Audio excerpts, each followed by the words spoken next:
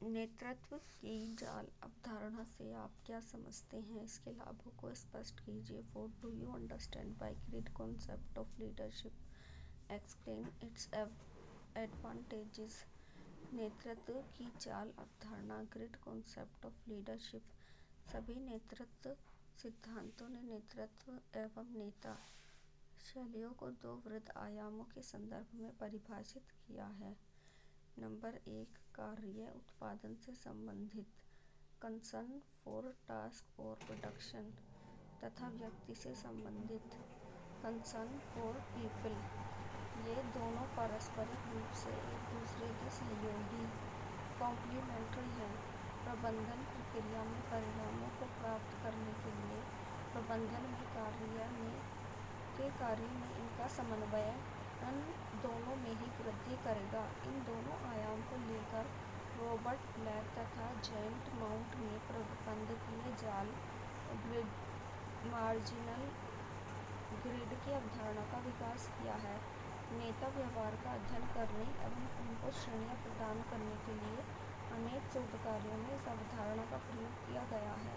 इसको किसी विशिष्ट परिस्थिति में प्रयुक्त किए जाने वाले संस्थागत नेतृत्व के गतिविज्ञान को स्पष्ट करने में भी ये पाया गया है। इसका प्रयोग नेता के रूप में प्रभावशालिता को बढ़ाने के लिए किसी प्रशासक के लिए उपलब्ध विकल्पों को ढूंढने में भी उपयोगी है। जाल ग्रिड का उपयोग उन प्रबंधकों द्वारा स्वयं के निदान के आधार के रूप में किया जाता है जो नेतृत्व प्रशिक्षण में भाग ले रहे हैं। जाल अवधारणा का आधार। जाल की अवधारणा इस तर्क पर आधारित है कि प्रत्येक प्रबंधक की एक विशिष्ट नेतृत्व शैली होती है। यह शैली ऊपर वर्णित दोनों आयामों का संयोजन है और कोई भी प्रबंधक पूरी तरह कार्य प्रधान तथा पूरी तरह संबंध प्रधान नहीं हो सकता। इन आयामों पर प्रत्येक प्रबंधक की किन्हीं कोई स्थिति होती है। पूर्णतः कार्य प्रधान और पूर्णतः संबंध के बीच नेतृत्व शैली की कई विशिष्ट स्थितियां हो सकती हैं। इनको एक चार्ट पर प्रदर्शित करने के लिए ब्लैक एवं माउंट ने जाल चार्ट ग्रिड चार्ट विकसित किया है। जाल विभिन्न प्रबंधकीय शैलियों के लिए एक पैमाने का रूप है जो चार्ट में प्रदर्शित किया है। जाल विभिन्न प्रबंधकीय शैलियों के एक पैमाने का रूप है जो कि चार्ट में प्रदर्शित किया गया है। जाल विभिन्न प्रबंधकीय शैलियों के एक पैमाने का रूप है जो चार्ट में प्रदर्शित किया गया है।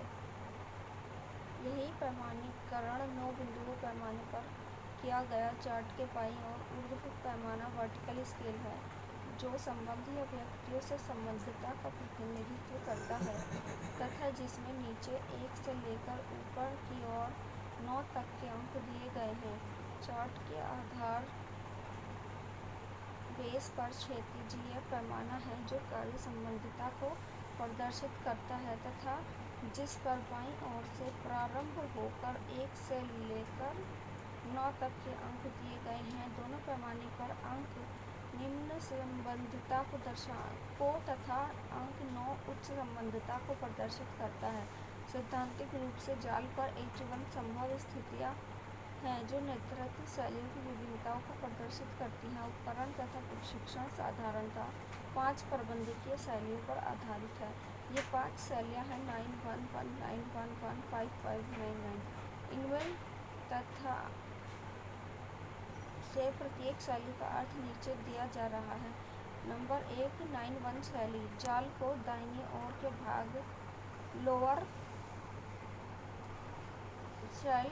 शैली जाल के नीचे दाहिनी ओर का भाग lower right of the grid. इस शैली में व्यक्ति या अधिकारियों के लिए निम्न संबंधितता तथा कार्यों के लिए उच्च संबंधितता रहती है। इस प्रकार का नेता मुख्य रूप से यह देखता है कि कार्य सही प्रकार से समय पर पूरा किया जाए। वह सत्तावादी व्यक्ति का स्वामी होता है जो सदैव कर्मचारियों को निर्देशित करता है कि उन्हें क्या करना चाहिए और कैसे करना चाहिए। वह पदों, स्थितियों तथा सत्ता को महत्वपूर्ण समझता है। वह प्रधान होता है जो योजना बनाता है तथा दिशा प्रदान करता है जबकि उसके अधीनस्थ कर्मचारियों को उन्हें करना होता है। इस शैली को ब्लैक द्वारा कार्य प्रबंधन शैली टास्क मैनेजमेंट स्टाइल के नाम से पुकारा गया। इसमें प्रबंधक अपने अवर अधिकारियों की आवश्यकता तथा विकास की अधिक परवाह नहीं करता।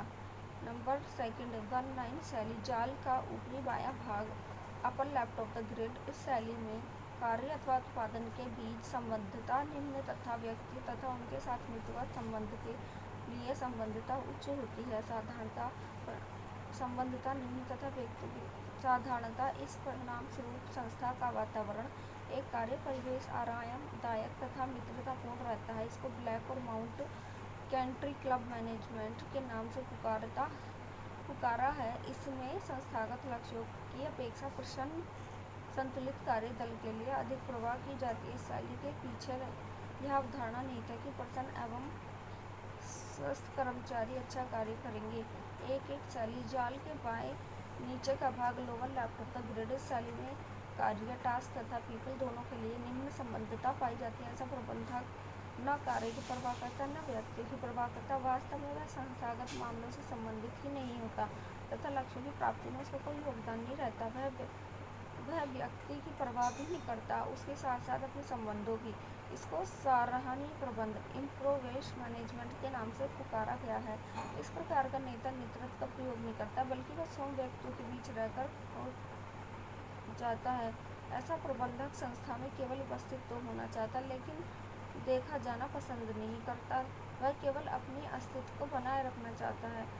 5 शैली जाल का केंद्र सेंटर ऑफ द ग्रिड। यह शैली कार्य तथा व्यक्तियों के मध्य संबंध बनाने के रूप से संबंधित होती है। मध्यम मार्ग अपनाते हुए ऐसा प्रशासक संस्था को स्थायी बनाए रखता है। ऐसे प्रबंधक अथवा उत्पादन को पूरा करने के लिए बल दे सकते हैं लेकिन साथ ही कर्मचारी के हित एवं उन्नति की भी पर्याप्त प्रबंधक सदैव समझौता करने का प्रयास करते हैं।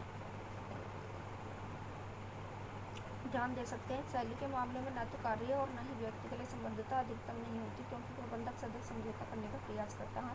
इस शैली को middle of the road management का नाम दिया गया है। यह शैली मध्यम कोटि की है। यह शैली अधिकार तंत्रवादी संस्था ब्यूरोक्रेट ऑर्गेनाइजेशन के लिए अत्यधिक उपयुक्त है जहां नियम परिनियम तथा रणनीतियां ही अपने आप में लक्ष्य बन चुकी हैं। प्रबंधक यह प्रयास करता है कि ये नियम परिनियम आदि सही ढंग से लागू हो।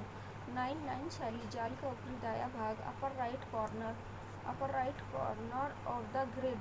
इस शैली में मैकग्रेगर सिद्धांत वाई अभिविन्यास का प्रतिबिंब दिखाई पड़ता है। इसका उपयोग करते समय प्रबंधक कार्य तथा व्यक्ति दोनों से अधिकतम संबंध रहता है। ऐसे प्रबंधक अपने कार्य में आनंद प्राप्त करते हैं।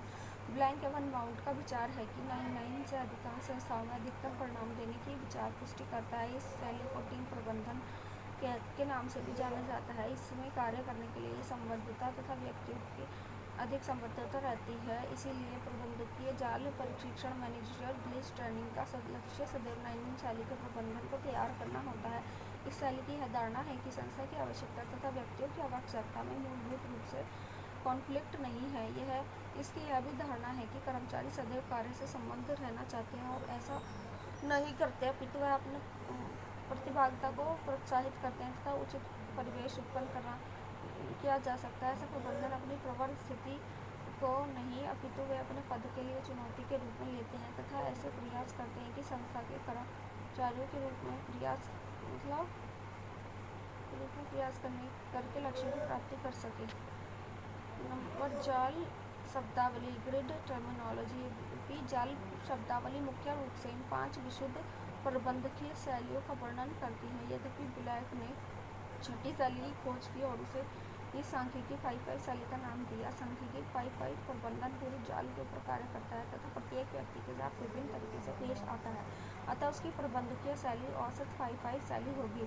प्रबंधकीय जाल के लाभ। प्रबंधकीय जाल के बारे में कुछ भी नया नहीं है परंतु यह एक ऐसे महत्वपूर्ण उपकरण के रूप में कार्य करता है जो प्रबंधन को योग्य बनाता है कि वह स्वयं की प्रबंधकीय शैली के बारे में जान सके। जब वह ऐसा करता है तो अपने नेतृत्व व्यवहार के बारे में उसकी अंतर्दृष्टि का विकास होता है तथा आवश्यकता होने पर उसमें सुधार करने के लिए उसको प्रेरणा मिलती है। यह एक अवधारणात्मक फ्रेमवर्क या मापन उपकरण के रूप में कार्य करता है जिसका प्रयोग प्रबंधक स्वयं तथा अपने संख्या का मूल्यांकन करने के लिए कर सकता है और उसके बाद ही संस्था की प्रभावशीलता में सुधार लाने के लिए परिवर्तन संबंधी योजना तैयार कर सकता है। परिवर्तन की का नियोजन कार्यक्रम उन प्रबंधकीय जाल से सेमिनार के आधार के रूप में किया जाता है जो प्रबंधन एवं प्रशिक्षण महत्वपूर्ण संस्थाओं के नियोजन की जाती है। ये सेमिनार नेता तथा प्रबंधक के विकास की एक विधि है जो व्यवहारिक शोध तथा उसकी विधि पर प्रमुख रूप से आधारित होती है।